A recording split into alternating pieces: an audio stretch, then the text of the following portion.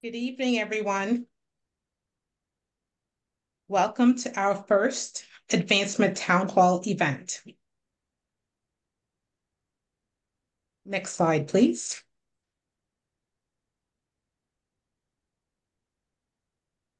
My name is Carla Marie Memnon, and I'm the president of Healthcare Leaders of New York, the local American College of Healthcare Executives chapter.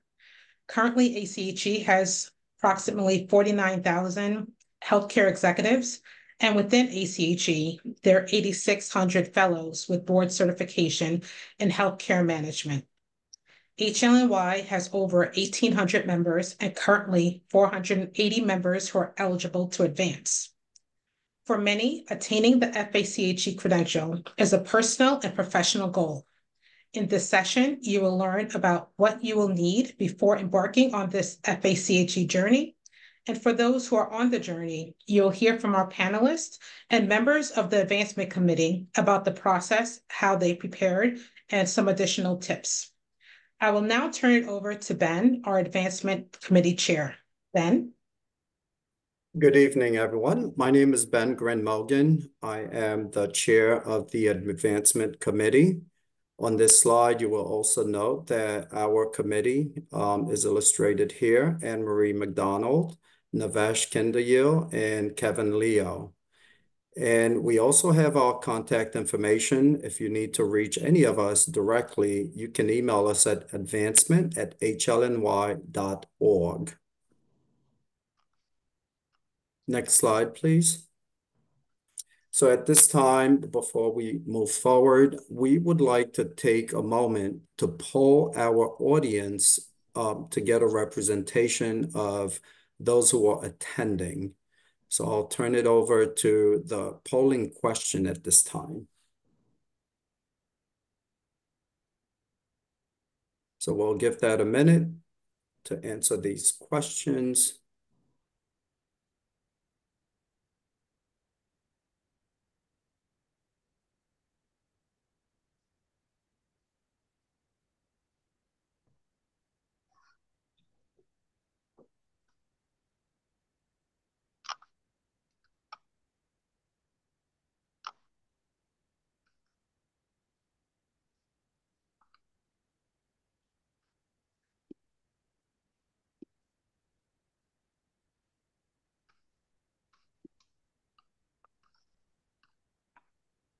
Okay.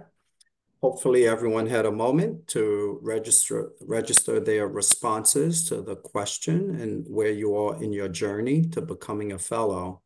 At this time, I would like to introduce Kevin Leo, who's on the Advancement Committee, who is also in the process. And if you could go back one slide, please. And Kevin will walk us through the requirements of what's needed to become a fellow. So at this time, I will turn it over to Kevin Leo. Thank you, Ben. So yeah, I am an early careerist embarking upon my FACHE designation. In order to start the process, really the first thing that somebody would want to do is to become an ACHE member. That does not include the student associates. Student associate is granted to anyone in the pursuing a graduate or undergraduate degree. It is a reduced rate, and it is allowed for 5 years. After that, then it's up to the person, the individual, to decide on pursuing and paying a little bit more for the ACHE member. After which, so that is step number one. Two would be also having a master's or other post-baccalaureate degree. That would include MBA, MHA, of course, for master's, and then other post-baccalaureate degrees would be JDs, MDs, and so forth. Anything after kind of the undergraduate degree. Third is to currently hold an executive level healthcare management position. So executive level being that it's a somewhat of a director and above. A criteria that for this bullet is that the applicant would have to submit an org chart that would detail where in the organization that potential FACHE applicant is currently holding that position. And then finally, for these bullets is the minimum of 5 years of healthcare management experience. Again, this is more to the like of a director level or above, but it would also allow for C-suite and those types of positions. So once all of these 4 criteria are met, we note this as being before getting started, just because there are other aspects of the application that need to be completed. And these are ones that pertain solely to the individual applicant. Next slide. So once the applicant has these criteria met, then the ACHE requires other bullets to be part of the application. One being references. So there are 2 types of references that are highlighted. One of those references has to be a structured interview with a current fellow.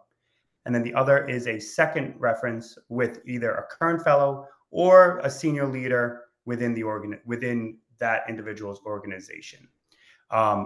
It is important to note, though, as Ben mentioned, that there was an email 2 slides prior, that when it comes to the structured interview for anyone who is looking to obtain the FACHE certification, Ben and the other panelists will happily perform a structured interview for that applicant. So please just take down that email address, and whoever is in this bullet can email, and we'll be happy to set up the structured interview. The next is continuing education credits. So here, there's a minimum of 12 ACHE in-person education credits that are needed to apply for the FACHE credential. 12 ACHE virtual interactive education credits are also allowed, as well as up to 12 qualifying education credits. Qualifying education credits can be defined as credits that were also obtained through maybe a different avenue that were not highlighted in an ACHE in the book of available courses, such as courses that somebody may take to recertify for a PMP, Six Sigma Black Belts. Those may be allowed upon submitting the application. It's at the discretion of the applicant, of the reviewer of the application. So I pause to say that it will be. But also, this is not for the first 2 bullets. That's not to say that you cannot do more than 12 ACHE in-person education credits.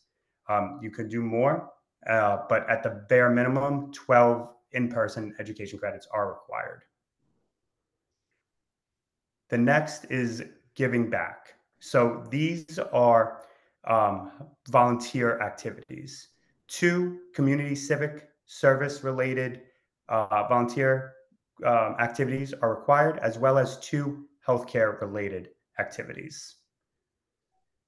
So let me take a step back. So once we have all of this completed, we are also able to track through the ACHE member portal, which, if there are members on the call, you would simply log in, go to your name, underneath which there's a My ACHE bullet. You can click on that, and if you scroll down, you can track your progress to the FACHE certification. So once we have all of these highlighted, once we have all of these completed, then the online application is submitted. There's a $250 non-refundable fee. The application is reviewed. If approved, then the applicant is able to sit for the Board of Governors exam.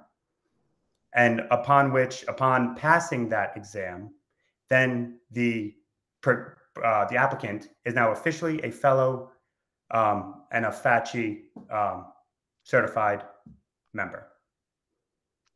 Then you can share that with your network. You receive a badge that you can include.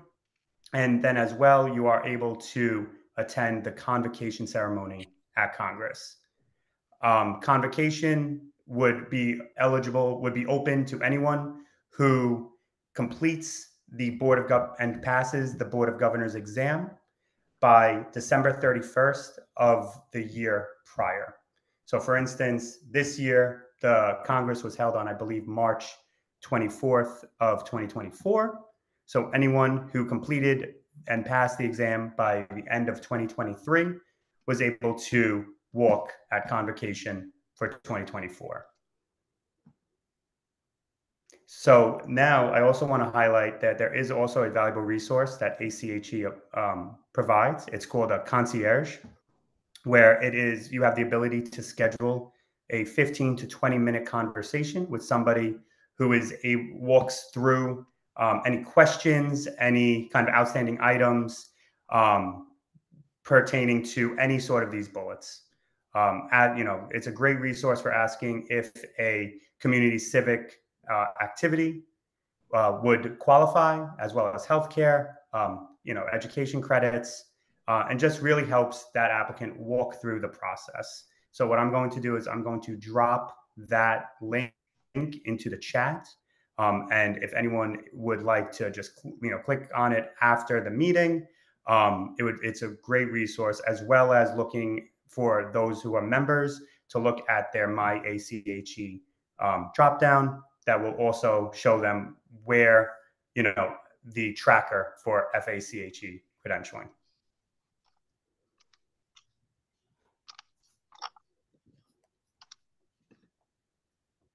And now I will turn it over back to Ben.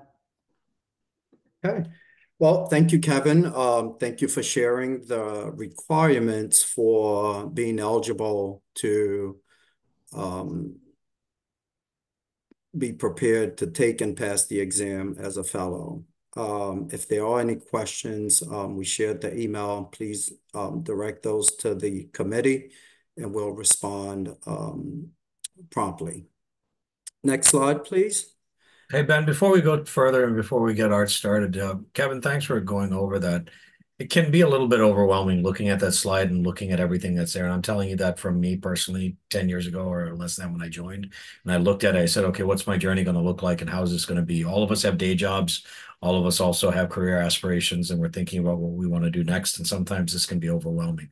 So the choice to whether you want to use the concierge or lean on people who are within the organization today that are fellows or that have been members of the organization is always something that we would all recommend. I've done that personally with a number of folks who are members of the HLNY chapter for New York. It's phenomenal and was very, very instrumental in my choosing to pursue this because it was through the relationships and their experiences that made it easier. Having said that, Ben, I also see, and Anne-Marie and Kevin, I see some questions in the chat that are we going to be getting to those now, Ben, or are we going to keep those for later and then email them? Because I think they're relevant to what Kevin was talking about right now as it ties to this slide and sort of like real time giving it them if possible. If not, we can go back and get back to them whenever you like. Sure. And thank you, Navesh. I appreciate that. We will have a Q&A session. We'll address those questions at that time. In the interest of time, we do want the opportunity for our panelists to share their perspectives on their journey. But before we do that, we do want to share the feedback from the polling, if we can present that on the screen. So 2% are student. So thank you for joining as students. I recall back on when I was a student, I utilized this information as part of my professional development plan to think ahead, set some goals and boundaries around what I would want to experience in my healthcare journey. 17% are early careerists. So similar to students, but maybe a little bit further along in their career. So it's probably a good time to start thinking about that. Mid-level and senior level certainly fall within the requirements potentially. So thank you for joining. We don't have recertifying fellows, but I can speak to that. I recently recertified.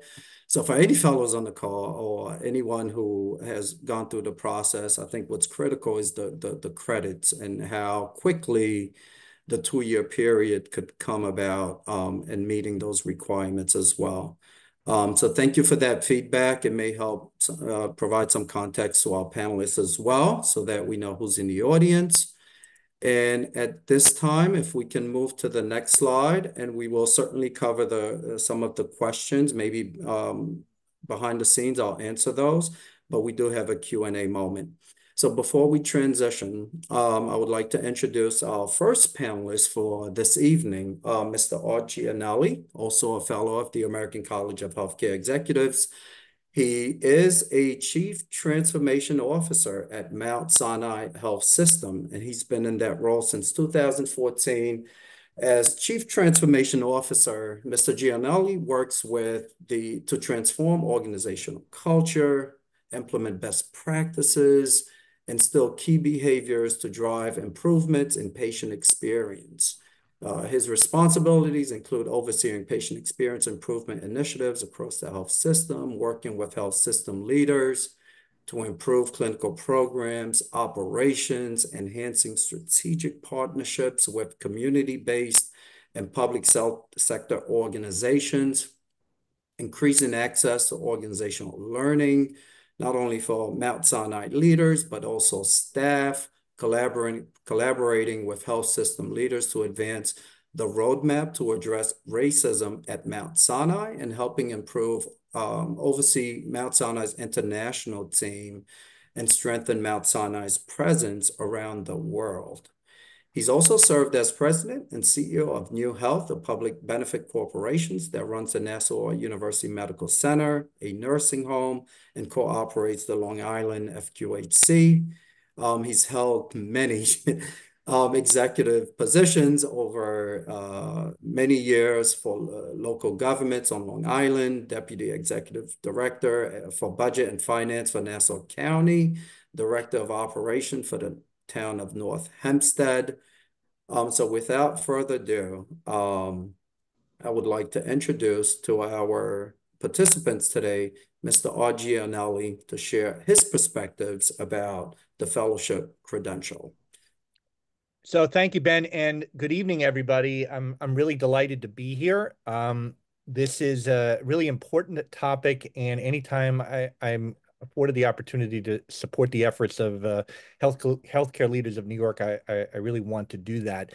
Ben, I do need to add, only because I think it's relevant for this discussion, in addition to everything else that you generously outlined about my career, I also ran Mount Sinai Morningside Hospital, and I say that because between what I did at Mount Sinai Morningside Hospital, also at the Nassau University Medical Center, I've run hospitals for over 17 years, and I say that to say that I believe from that perch, from that vantage point, the FACHE is really an important credential for people in this field, in this business. And let me explain from my perspective why.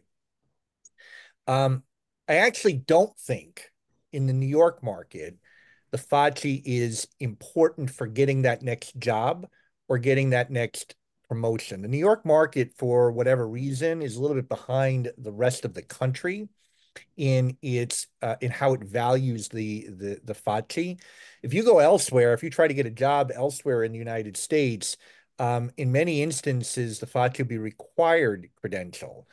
Here in New York, it doesn't usually rise to that level. That says more about New York, frankly, than it does about the credential. What I like to tell people is that what's important about the credential is what it says about how seriously you take the profession of healthcare administration. So if you're a physician, let's say you're a cardiologist, if you want to be a well-regarded cardiologist, top of his or her field, in a department, anywhere in the country, you will need to be board certified to be viewed that way. That's just the nature of the beast.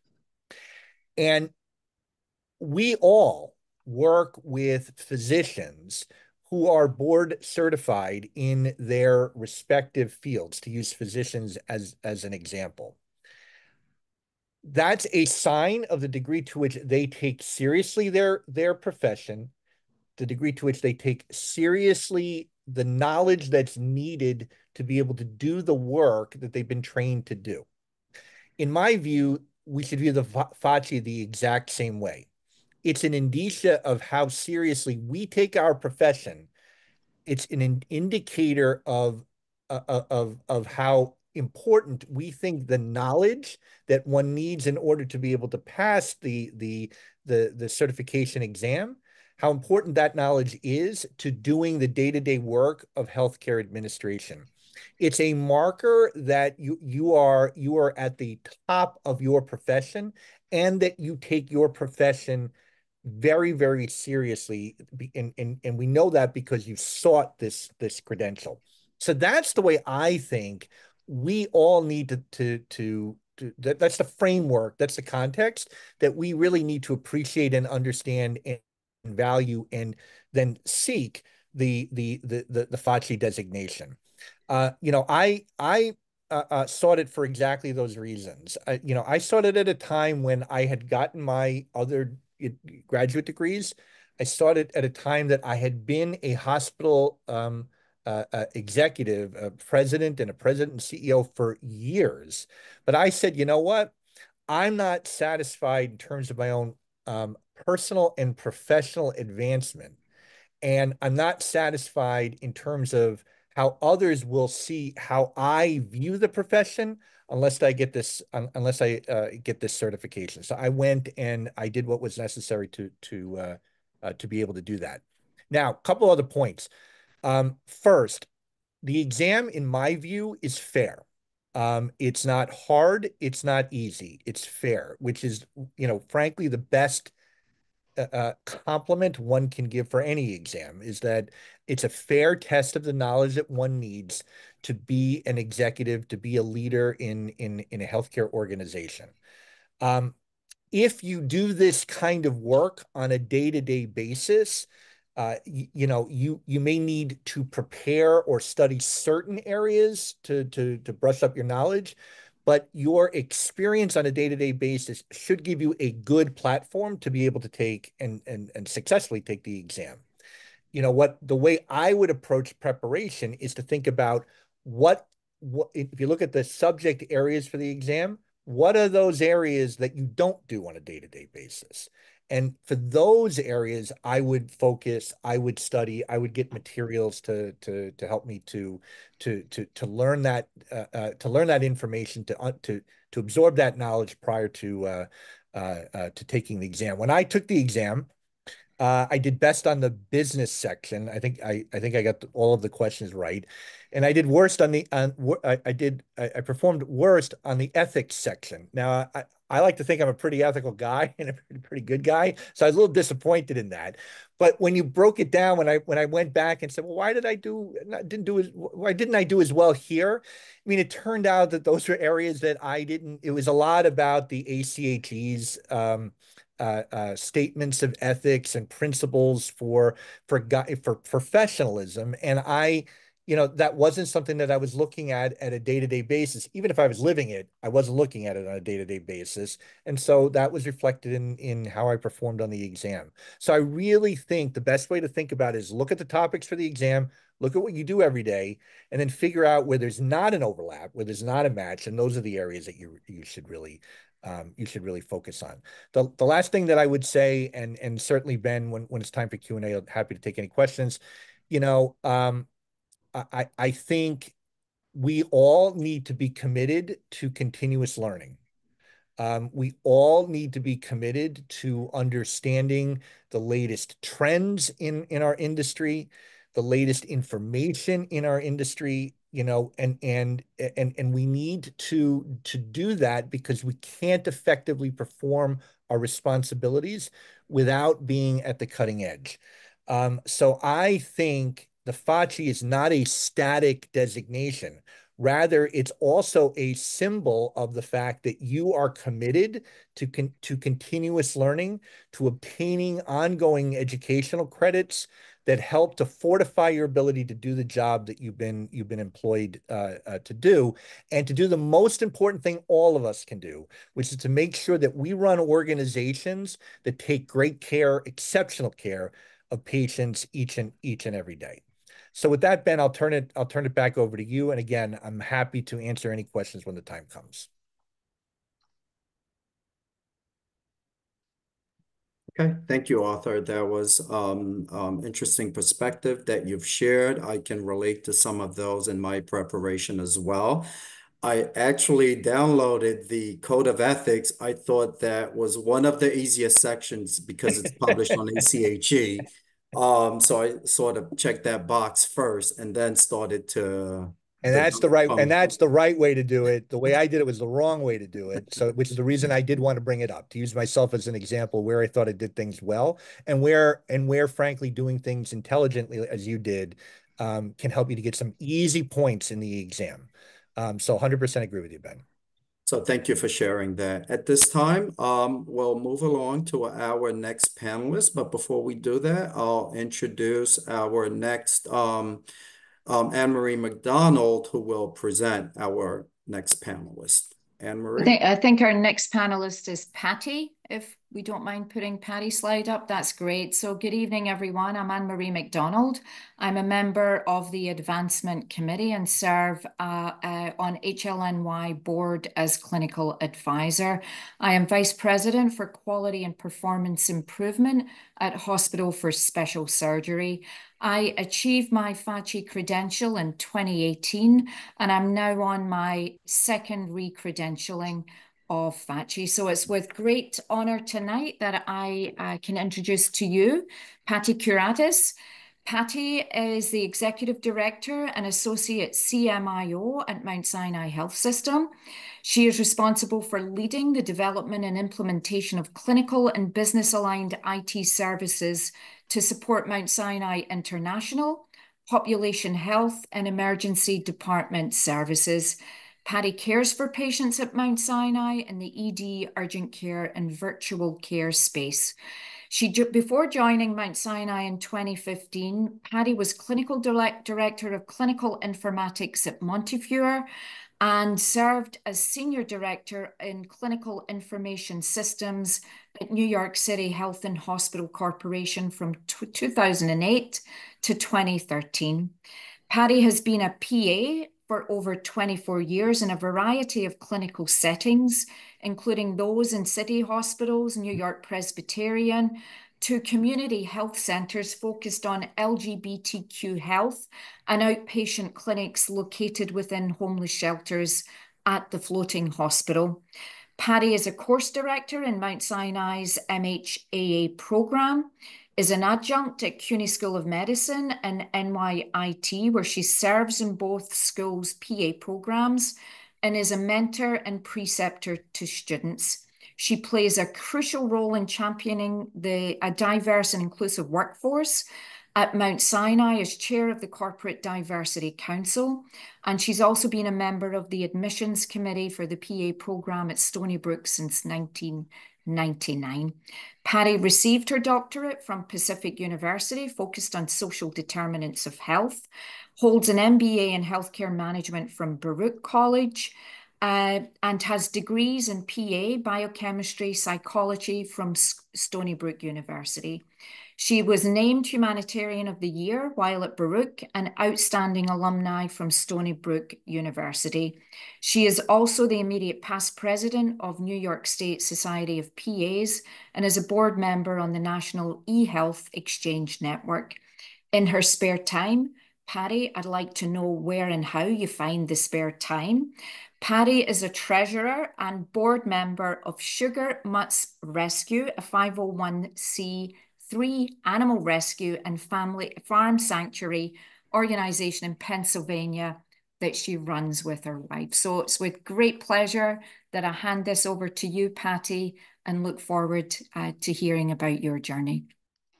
Thank you very much, Anne Marie, and thank you for inviting me to share my experiences. So let's talk about FACHE. As my wife said, why do you want to be a Fauci? I said, that's not what that is. And then I had to explain. And of course, that was around COVID, so it made sense at the time. Maybe it's not that funny anymore. So as Anne Marie shared, I've been a PA for 24 years. And I've been in the IT space for the last 18. And obviously, we have to continue our medical education as PAs, as physicians, as NPs, as nurses. So I'm used to continuing education. It never ends, as Art mentioned, and Art said things very, very well. And I definitely echo a lot of what he said. But I realized that, number one, as a PA, I wanted to get a credential that meant something to hospital administration.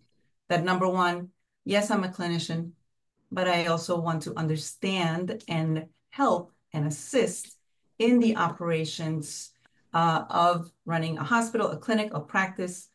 And I live in the intersection of clinical, operational, and technology. And so also from my perspective within the technology department, as I've worked in the IT department at 3 different organizations, how best could I share that I am interested not just in the technology, but how it helps to solve problems in the administrative space. And the FACHE credential, to me, basically answered all of that. It really demonstrates my commitment to be a partner from the IT side to the clinical and operational leaders. And it just says something a little bit more than being a specialist in workflows, being a specialist in IT, being a specialist in Epic. I have other certifications. In 2009, when I was at Health and Hospitals, I was interested in the project management certification because it made sense at the time. I've never really been a project manager, but we've all been project managers accidentally, right? Whether we want to or not. If you, try to arrange travel, you're a project manager, right? If you're trying to arrange it with your family, even more. So I wanted to understand the methodology at the time, and it made sense. And so I went through that experience. And again, back then, so that was 15 years ago, I didn't realize where the PMP credential was going to go, and it wasn't required at the time, but now it is.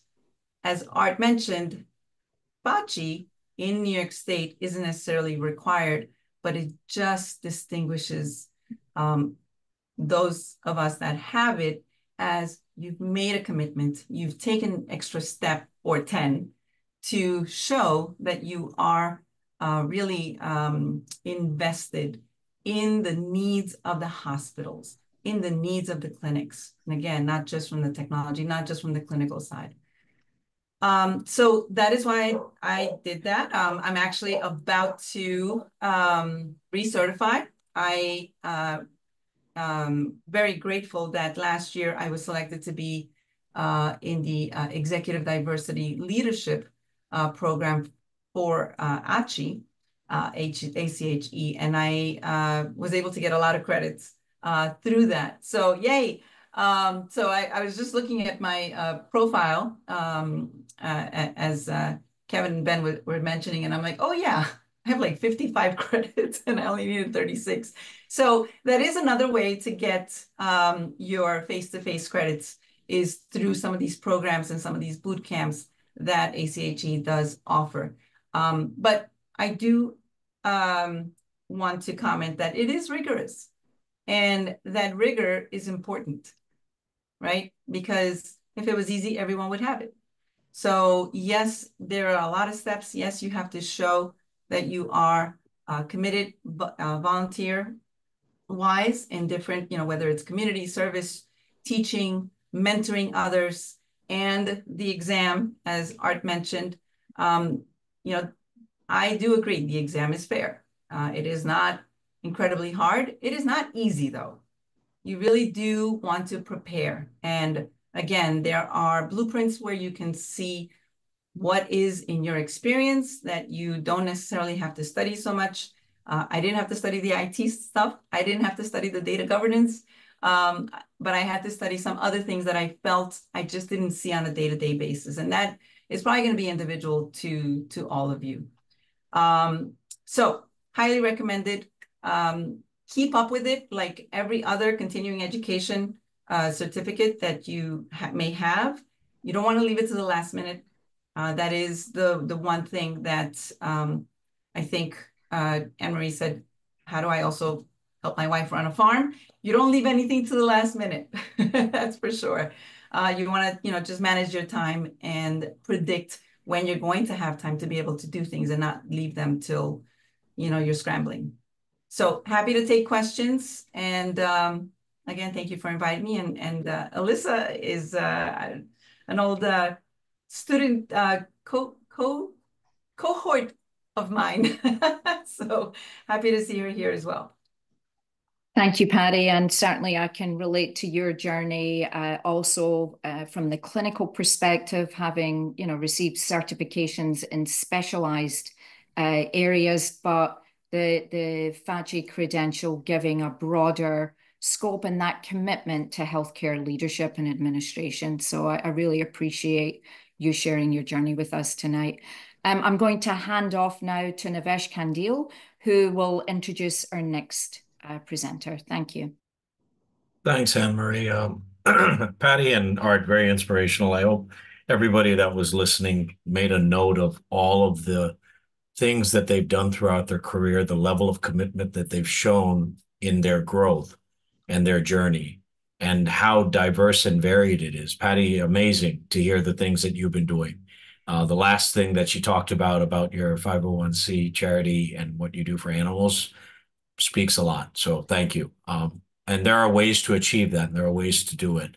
I'm a member of the New York chapter and ACHE since 2016, and we can all thank Saul Torres for that. Saul was the COO at Winthrop Hospital, erstwhile, at the time.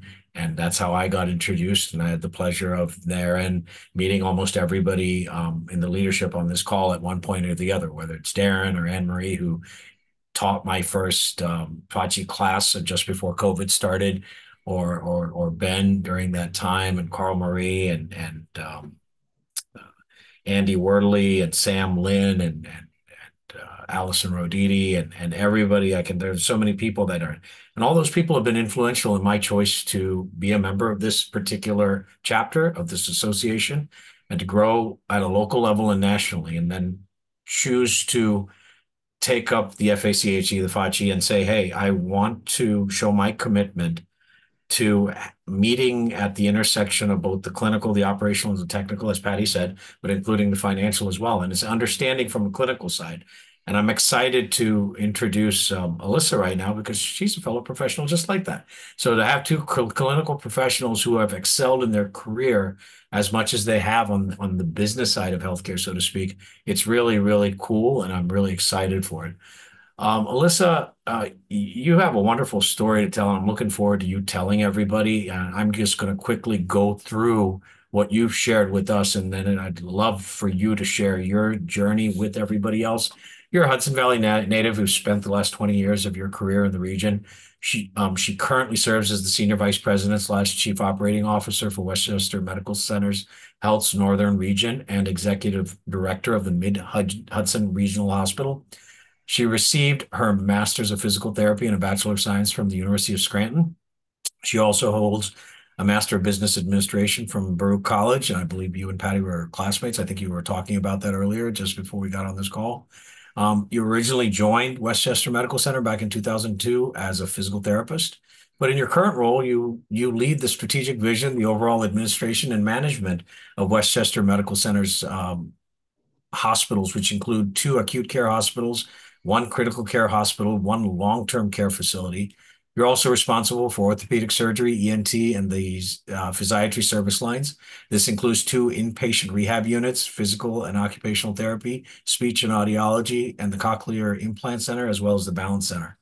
You've been an active member of the ACHE and HLNY since 2007. She is also an ACHE board certified fellow, of which she's going to talk about shortly, and received an early careerist award for healthcare back in 2015. She's also held a board position with HLNY from 2009 to 2014, and she currently serves as a board member on the Dutchess County Regional Chamber of Commerce, the Girl Scouts Hearts of the Hudson, and the Poughkeepsie Alliance. She lives up in northern Westchester with her husband, Brian, their 2 girls, Josephine and Victoria, and their 2 miniature poodles, Stella and Oliver. And her proudest and dearest moments are those spent with her family. That's awesome. I'm looking forward, for all of us are, to hearing more from you, your journey, your story. Before I hand it over to you, I want to say thank you to all of our guests this evening. You're all taking time out of your busy days and busy schedules to come and be here with us and to pay it forward. And we are very grateful for that. And we're grateful. I'm sure the people that are on the phone call are grateful for that too, because the hope is that we can all share with them our stories and our journeys and be a source of inspiration and let them know how, as hard as it is, it's worth it. So with that, Alyssa, to you. Thank you. Great. Thank you, Navesh.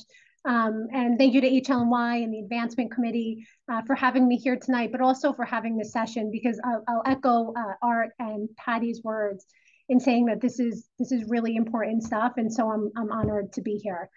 I've been a fellow for about 10 years or so. And actually, it was a few years after I finished business school with Patty that I actually had applied for my fellowship. As you heard, I started my career in the clinical world as a physical therapist and had some leadership roles within rehab departments. And I found it really hard, even after business school, to sort of make that transition and really distinguish myself and leave the clinical space and kind of transition into, more of a leadership and management and operational space. And the fellowship was really, really laid out a pathway for me to be able to do that. I'm going to talk a little bit about some of this, so my journey specifically as I went through that process, and particularly that transition from clinical to leadership roles and how the fellowship and that process played a part. So we all heard earlier that one of the requirements was sitting down to do a structured interview and also getting a letter of recommendation from a fellow. And so in my journey, I used that opportunity to actually sit with some of the senior leaders at my organization who admittedly I didn't really know at all, and I'm sure they didn't know me.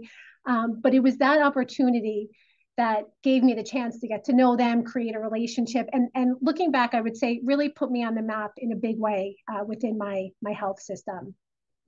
Fast forward about a decade or so, and I can tell you that, I'm actually fortunate enough to be in those same interactions sort of on the other side.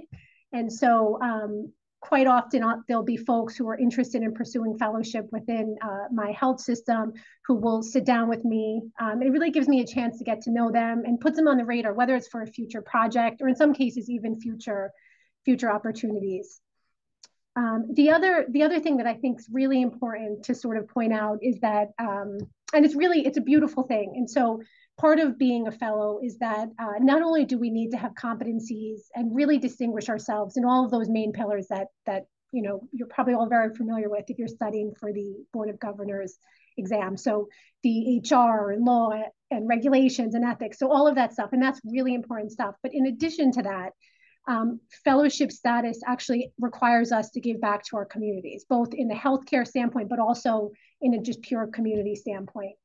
And one of the things I would say is that at a certain point in your career, that's being versed in those skills and that ability to give back and find the time to give back will make you truly successful in your role. So it's a great opportunity to start that pretty quickly if you aren't already. You know, and the other thing I'll say, and Patty, I have to tell you, kudos to you, because I heard you say you have 55 credits towards your FACHE. I'm also recertifying this year, so my recertification period will end at the end of December. And professional development has always been sort of near and dear to me. And I can tell you that there's one category in particular where I'm 4.5 credits short. And so the thing that the fellowship does is it really holds me and fellows accountable to not only make sure we're receiving the right amount of education, but also that it's the right type.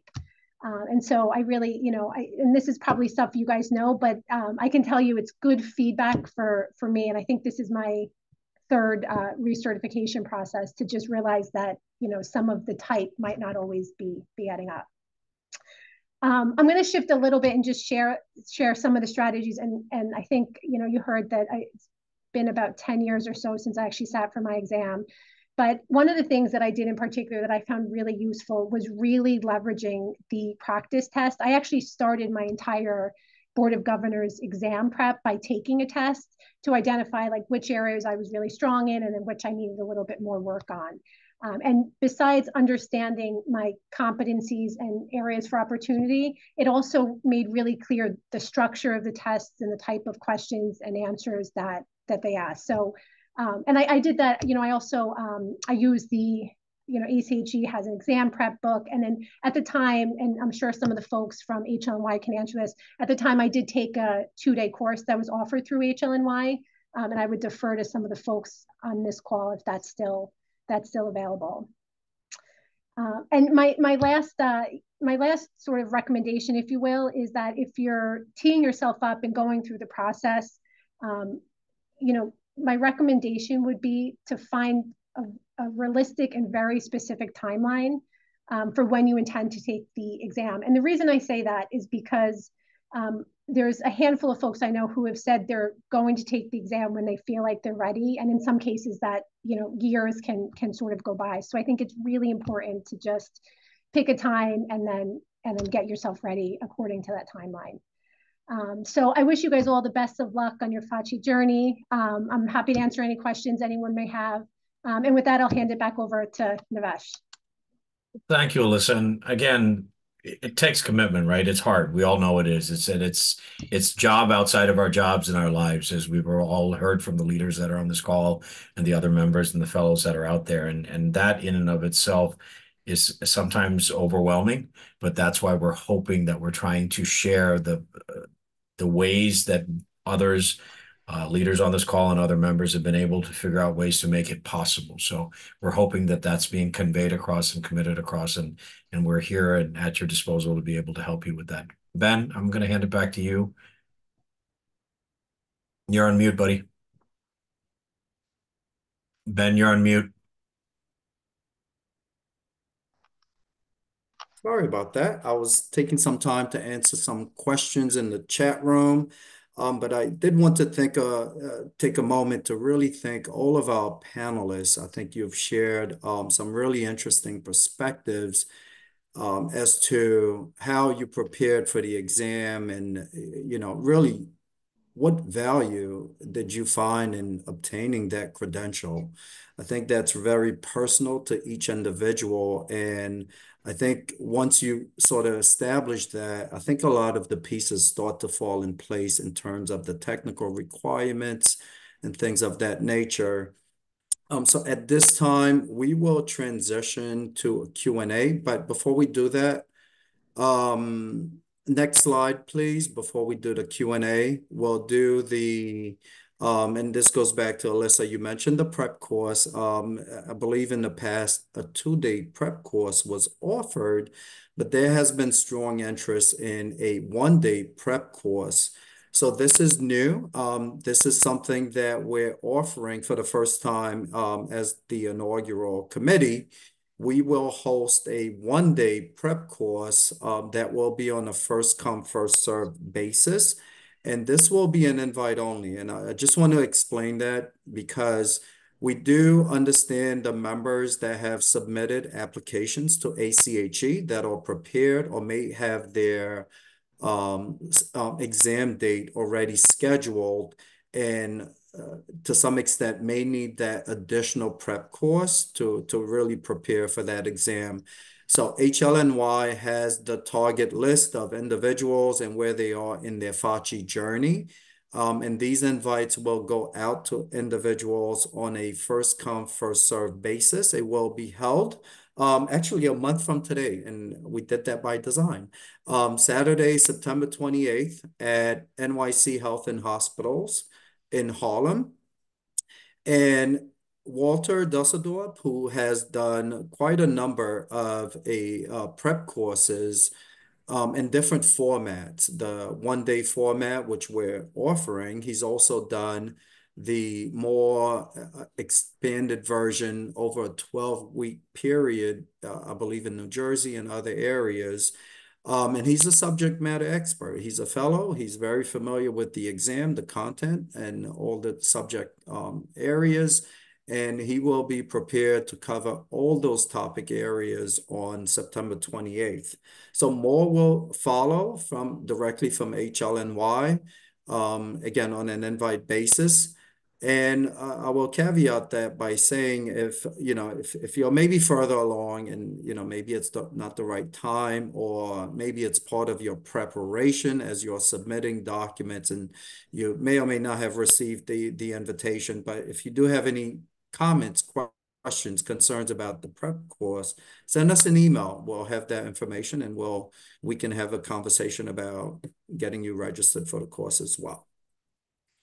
So at this time, we will take a step back to the Q&A and open it up for any comments, questions, feedback. It can be directed to any of our panelists or to myself and any other of our committee members that are FACHE that can help support providing you with the appropriate answer.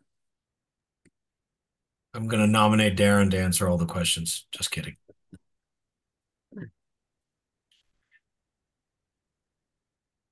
I had quite a number of questions in the chat room, which I answered, and they were fairly direct in terms of the requirements. What is the passing rate for the exam? Do most pass within a second or third attempt? So I don't think that information is shared directly. I know that, when I took the exam, percentages were shared in terms of success rate. But I don't know if that percentage was relative to another sort of passing point for that particular section. So I think that's information that's within the house of ACHE. But you do receive a confirmation upon successful examination the day of the exam. So once you submit the questions and you close out of the exam, you do have an immediate response, whether you've passed or you will receive percentages as well. And I would say that, even if without successful examination, those percentages help identify opportunities for further development where you can focus additional focus for study or, various materials. I think that's also an opportunity to have conversation with other fellows. This is an area I'm deficient. For myself, I can speak to HR. It wasn't really an area of focus necessarily because I've been in population health management and managed care. So finance, business has been maybe more of where I had the stronger results, but HR wasn't necessarily that area. And I was able to engage with other FACHEs and have a conversation about, how did you prepare for that? Or is that an area where maybe someone who's in HR and that's a fellow, maybe they have some feedback to share to support your strengthening that topic.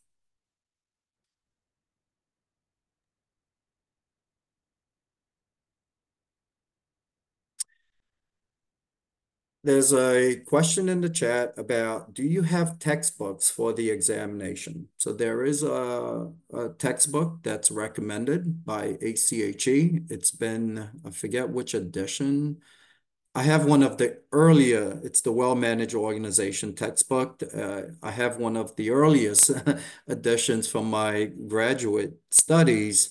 I believe it's the same. It's just maybe there's a more current edition. So maybe I'll share a little bit of perspective about the textbook. There's a lot of information there. Some information, as you come across that will be sort of you have to know, and you get a sense from reading the text that this is an important topic. They can't test everything that's in the textbook, so you just have to have a sense of this is very important. I should know that. But there are other areas that may be a little more gray, maybe, and for those, I defaulted to thinking about the exam as being national in scope, that everyone in the country, or even internationally, but seeking FACHE credential is subject to the same examination. So I think thinking nationally or more broader in perspective really helped me understand some of the angles of how the questions were being asked.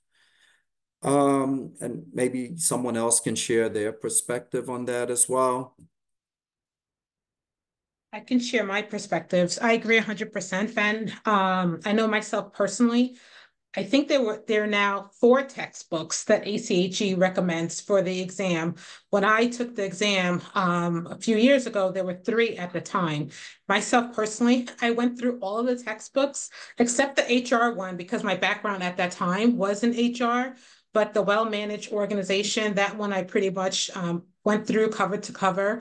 The finance one I went through also, but not really from a memorization perspective, but just to have a sense of overall concept. Because as Ben mentioned, the exam is being provided to individuals across the country, individuals working not only in hospitals and health systems, insurance companies, so various aspects within the healthcare spectrum. So really thinking broad as I was answering the questions. And I did take some a prep course. So that also allowed me opportunity to kind of think through some of the questions too, as to what made sense to me, what makes sense overall. So really looking at it, it's like I'm not answering it from the perspective of living and working in New York, but how would somebody in Kentucky answer the question? How would somebody in Florida answer the question? At the time I was more of I would say mid-careerist in my career. So thinking, how would a CEO answer the question? How would an AVP answer the question? Really thinking about it from a broad avenue as well. And I did see, and I don't want to steal anyone's thunder, but I did see, what worked in terms of tips. I know right now that using flashcards, so there's different things like the practice questions, which were mentioned earlier. So really trying and thinking of different aspects, and also touching base with people who've taken the exam and really seeing like what worked for them. Because again, everyone's journey is going to be a little bit different depending on where they are in their career. So that's just, I'll pause for there. Okay, thank you for sharing that. Lots of different strategies. Again, engage with other fellows. I think you can gain further insight. We do have some open questions and we're close to time, so we will answer those questions and provide that feedback. But at this time, I would like to turn it over to Darren, our president-elect, for the closing of this session. Thank you so much, Ben. Good evening, everyone. My name is Darren Daraj, and I'm your president-elect. Tonight was such an informative session to help all of our members learn more about how to advance to achieving the Fellow of the American College of Healthcare Executives. Having a buddy system has been mentioned and is a strategy that works. Going to our session that we'll be holding, the one-day program, to gain more experience in taking the test and learning more on it. Reviewing the textbook and reviewing that, and really speaking to more fellows and really looking at your book of business and things that you're not familiar with or do on your day-to-day. So really looking at the full picture of how we can advance. Your organization, your chapter provides a lot of accredited events to ensure that you have the opportunity to advance, and we will continue to do that as we are your chapter. Next slide. To that event, we look forward to seeing you all at our upcoming events, some of which are credited and others social and networking, to help ensure your ability to advance. Meet fellows for those structured interviews and recommendations, get credits at our educational activities and events, and also learn more in terms of how we can proceed. We have our summer mixer Thursday, August 29th, a volunteer of opportunity to help get that community service in terms of your application. September 6th and Wednesday, September 11th. We have our inaugural Live On New York Donors Heroes event Saturday, September 21st, and our 8th annual mini Congress Thursday, September 26th at NIAM, a great opportunity to receive many credits. We have our Healthcare Leaders of New York Fellow Advancement Prep Course Saturday, September 28th, and another opportunity for community service on Sunday, November 10th, and our Frank Camerano Memorial Dinner and Lecture November 19th, and closing out the year with our annual holiday party on Tuesday, December 3rd.